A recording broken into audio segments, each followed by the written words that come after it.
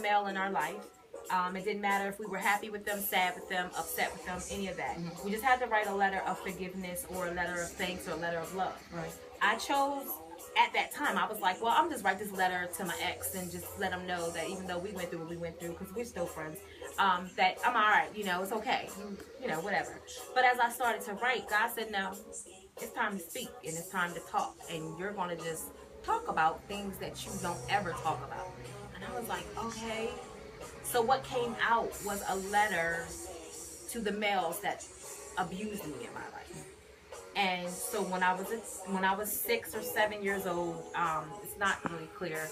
I was molested, and so I wrote a letter of forgiveness to that person. And as time went on, things happened, like from 7, 8, 9, 10, 11, 12. I still had situations where either I was inappropriately touched by somebody on an elevator when I was living in Jersey City, or I might have been touched by somebody here, or something might have went a little further in certain situations. So that's what my letter is about. And so it was hard for me to write it, but I think it's time to talk about stuff like that. I'm seeing the light, yeah, the light, and I think you're leaving while you're sharing your experiences. Still, I think you're leaving a lot of that in the past. We kind of, let's we're not burying it, but we're just covering it with some dirt. Yeah, trying to release. Yeah, it's time to release, and I think definitely that's what I'm feeling. Let's see, I'm saying that's what I'm feeling from you. Whereby now we're looking at our most precious gems, which they are our children, and you have this new project. Tell us about your new project. So The Key Is Me is my new children's book that I am so excited about. I just think that because I'm a pediatric nurse, so working with kids and dealing with teens, and that's just my passion. And I think it has become my passion because of the things that I've been through as a child, as a young girl, as a teenager, as a single mom. I have a daughter that I had to raise on my own to a certain extent. But it's a matter of trying to be a role model for our kids. This is just basically to let them know, as much as we want to try to have a whole bunch of friends and we want to hang around a whole bunch of cliques and all that kind of stuff, it all starts with me. Me meaning me. You meaning me meaning you. Whoever reads this book should be able to be encouraged and inspired to understand that it's good to have self-confidence. It's good to believe that you're pretty. It's good to believe that you're handsome and that you can do all things.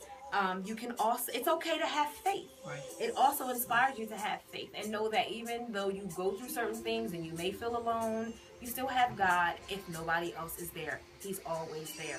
You can always pray, and you can always trust in yourself to move forward in life.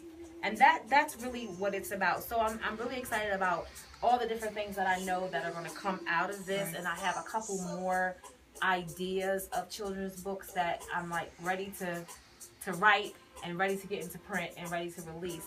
But I gotta do it in proper order for right now. So I'm going to ask the ultimate question that people being interviewed are always asked. I will call you at this point. I would say you are an accomplished and a seasoned writer. Even though we're always growing in our craft. That I know. What advice would you give a young girl, a young person, young adult who has this desire but just don't know how to begin? It's funny because yesterday I had a young lady who inboxed me on Facebook. I don't know who she is, but she just wanted to let me know that she follows my author Freda Camille page on Facebook, and she wanted to let me know that she was really inspired. She was really inspired by the things that I was doing, and that she wanted to write a children's book also. And so she wanted to know how she could get started. Right. So she said she started, but she hasn't finished. And my biggest thing was finish what you start. Right. So if you haven't started, start. Just start writing. Someone spoke to me when I was, I want to say my daughter was in 4th grade, and she went to school with a young lady whose mother was an author, Kashamba Kashamba, yes. Yes, Williams. Yes. So Oh my gosh, one of yes. the things that I had said to Kashamba at that time, I was like, well, how do you do this? And she said, just write.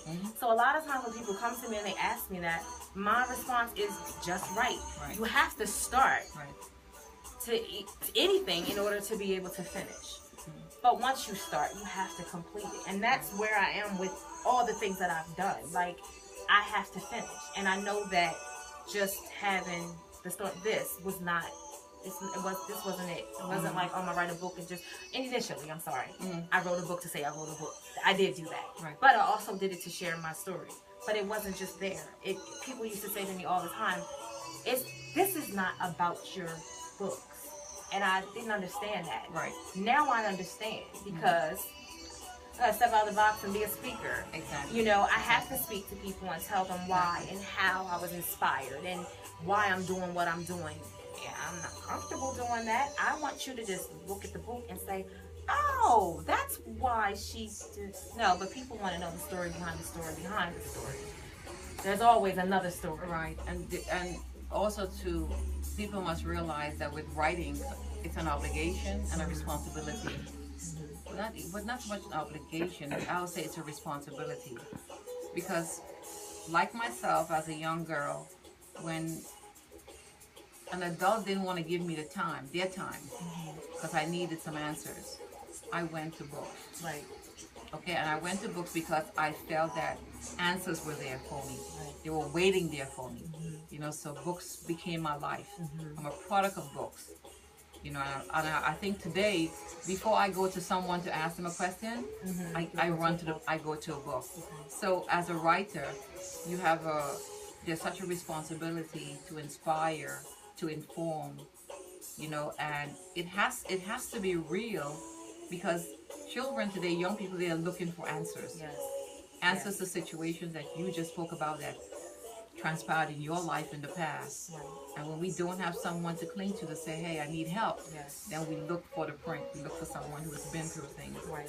But again, it's always a pleasure. Thank you. It's always a pleasure.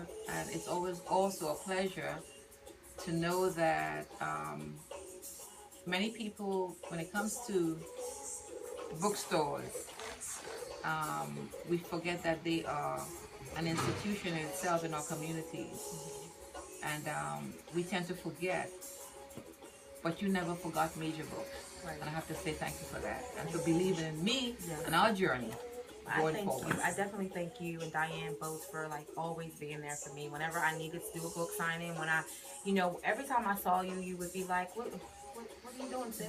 I'm like, I'm gonna come, I'm gonna do it. And I would see you and I would always hear you in the back of my head. So I do look to you as a mentor. I totally appreciate everything you've done. You're welcome. I It's my appreciate your pleasure. words of wisdom. And I appreciate Misha for being here, because it's always given me a platform to be able to speak and be the author that I am destined to be. You better answer that phone when I call. I Thank will. you, sis. I love Thank you. you. Love you too. So sweet.